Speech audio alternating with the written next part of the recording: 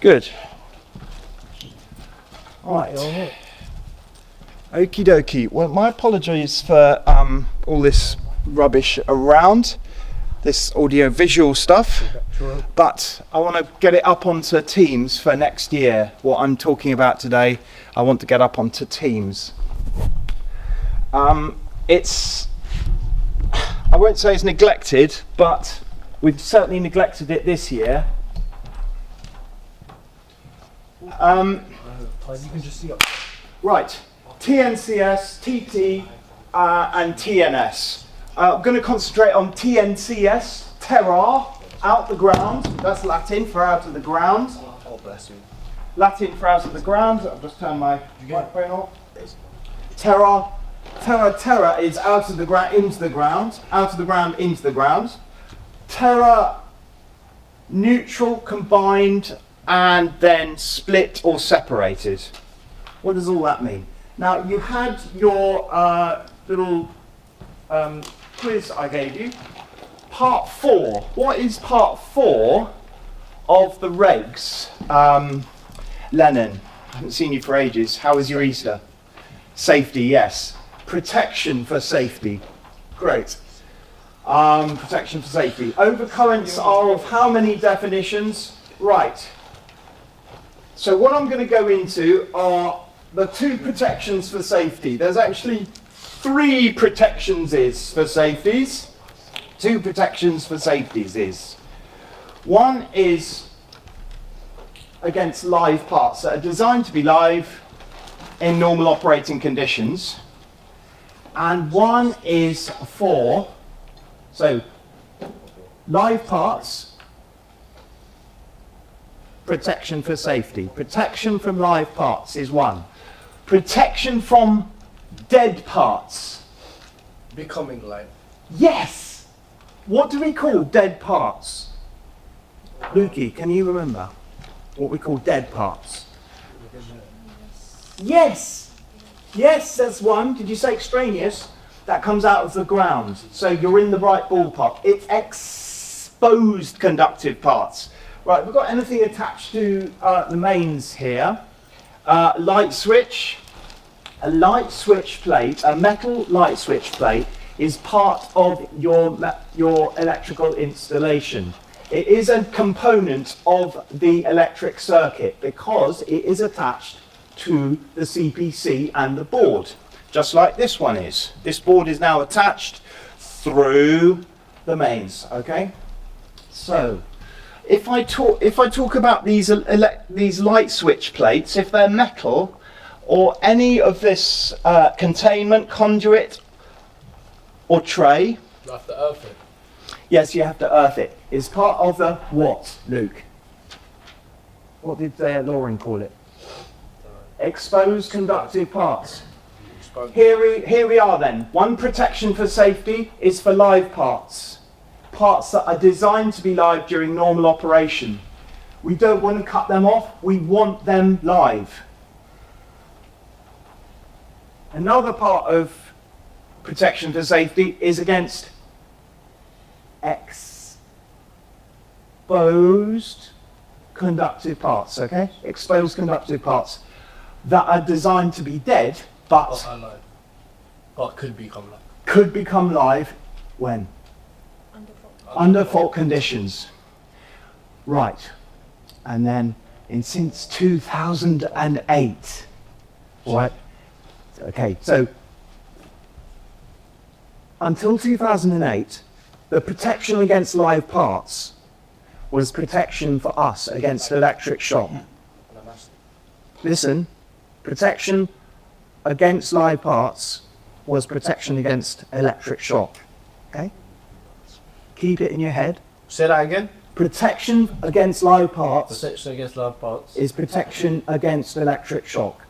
Means we can't touch live parts. Yeah, live parts are designed to be live, aren't they? They're designed to be live. Which prevents you from electric shock. Yes, so if we protect ourselves against live parts which are designed to be live and are live, prevents from shock. We prevent ourselves from touching live parts and getting electric shock. Right, good. We were all sorted with people then until 2008. They decided, that's not good enough because people are going to touch live parts. But What's the other protection for safety I mentioned? Not Leon. I'm not even joking. Oh, God. I owe you a £5. You owe me a father as well. I've still got it on my name. Yeah, what's your name? I talk too much. Noah. I'm really sorry, Noah. Noah, what is the other protection for safety apart from protection from live parts and protection from what? Exposed conductive parts, right. Exposed conductive parts are not designed to be live but may become live in fault conditions. If we touch them, we're meant to touch them, aren't we? We're meant to touch exposed conductive parts because they're light switches, they're metal-clad sockets, they're light fittings, they're a washing machine. We're meant to touch them, okay? The protection against them becoming live is protection against fault current and overload. Right. Oh dear, it's gone off.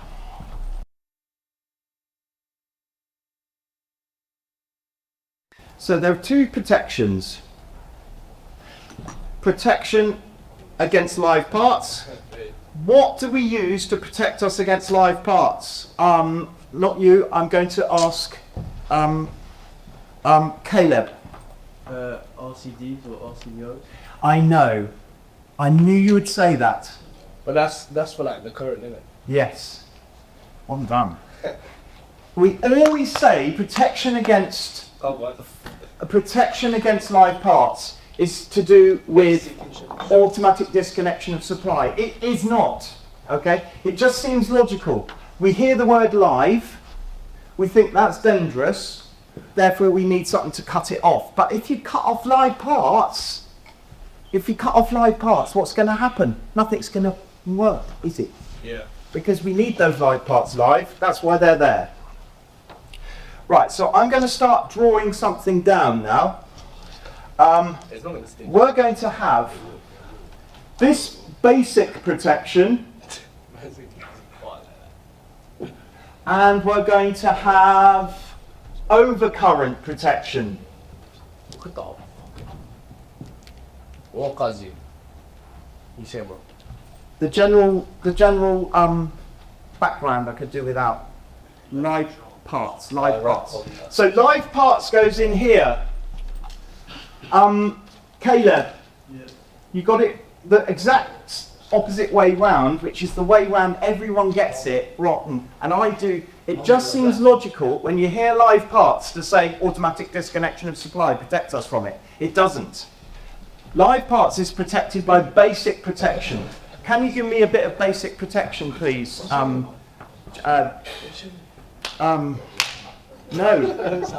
So insulation means basic protection, basic insulation, which is the insulation over the copper, but also importantly, thermal insulation. So whenever we're talking about cable insulation, can we please say basic insulation with the word basic in it? Because otherwise, if you're writing or whatever, people might think we're talking about correction factors and thermal insulation. Okay? It's about terminology and getting it correct. So basic protection, live parts, we have, I'm going to just run through it quickly. Containment. We have enclosures. We have two that I've never seen, or I'm not sure about, which is out of reach. We have barriers. I don't know what type of barriers they're talking about, whether it's like on train tracks to stop you getting to the third rail. I have no idea. But those two, out of reach and barriers, I don't know about. Enclosures and basic insulation. I think there's 5. And covers. I put covers down as well. So containment, enclosures, and basic insulation. Overcurrent protection. I call it overcurrent protection. A lot of electricians call it fault protection. I don't call it fault protection because why? Because there's 2 types of protection here. Overcurrent splits into if you're sick and if you're healthy. And imagine yourself as a little electrical installation. All right? If you feel sick, if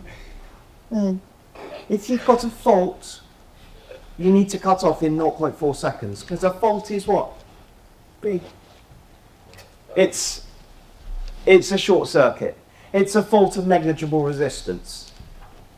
And if you have hundreds of amps flowing through 2.5 cable, what's going to happen? It's going to melt, catch fire. Boom. Thermal effects. A bird. Overload, healthy fixed wiring. Imagine yourself as a healthy electrical installation.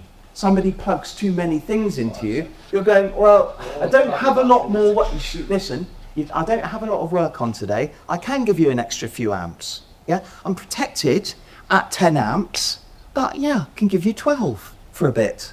But in a couple of hours, I'm going to be quite busy, it'll get quite hot, and I'm going to turn off.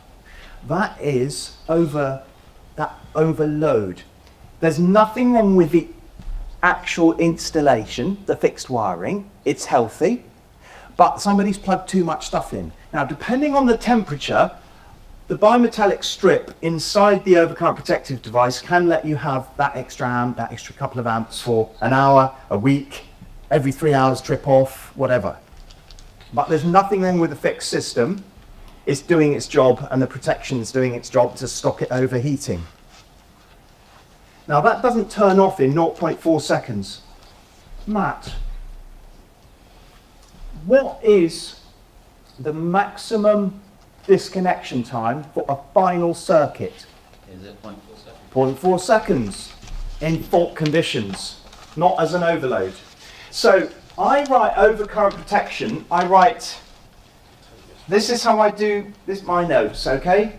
SICK, Yeah, but for distribution SICK circuits, system. it's 5. Yes, you're right, in distribution circuits it is 5. And then for additional You're on the protection- ball, Mr. And then for Moneymaker. additional protection is not putting Healthy. Sick and healthy, right. Sick is 0.4. Shall I put 0.4 seconds? What are we talking about? What is the system that we use as overcurrent protection? Who's that? Who's that? Oh, it's Caleb. Just got your hat down. Who hadn't I asked? Cara.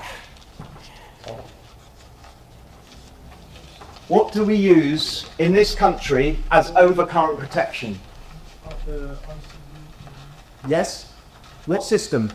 RCBO, RCB, RCDs, not RCDs, MCBs, fuses, but what do they do?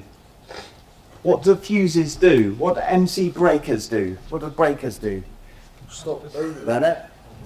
They disconnect. Automatic disconnection of supply is what I'm after here. So automatic disconnection of supply, ADS. Okay, Caleb, this is what you said. Look where it goes. It goes on overcurrent protection, not on basic protection. So that does healthy. That's a heat operated disconnection. Sick, a magnetic operation, needs a lot of current, okay? Healthy, how long's a piece of string? So that just overload. Oh, And this is, what's this called? Fault. Fault current. fault current. These long.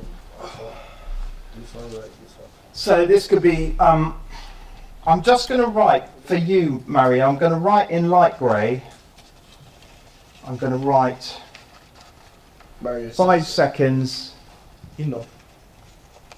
for distribution circuits. And then for additional protection, not 4. Right, now, here's the story. So up until 2008, that was our protection against electric shock. So a bus bar, this bus bar here, Well, you see a bus bar, little copper thing with a teeth on that. you see this thing down here at the bottom here, this thing is a bus bar, just got a static electric With a shock there. padlock on top. Right, now that bus bar leads straight through from to the incomer. It doesn't go through any fuses to the main cutout fuse. If you touch that bus bar, the only thing that's going to trip if it allows 100 amps or more through you is going to be the main fuse.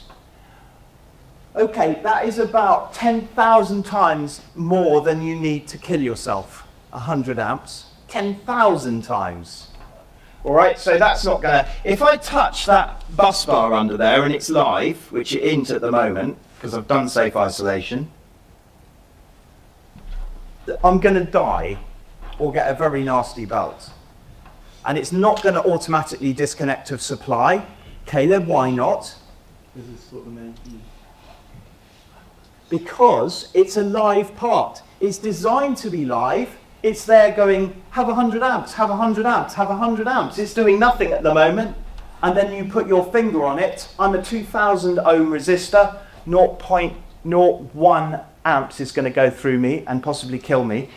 Bus bar's going, have 100 amps, have 0.01 amps. There you go. Have 100 amps, have 100 amps. That's what it's thinking to itself. It's a live part. Live parts don't disconnect. Unless there's a fault, and they're into faults if you put your finger on it.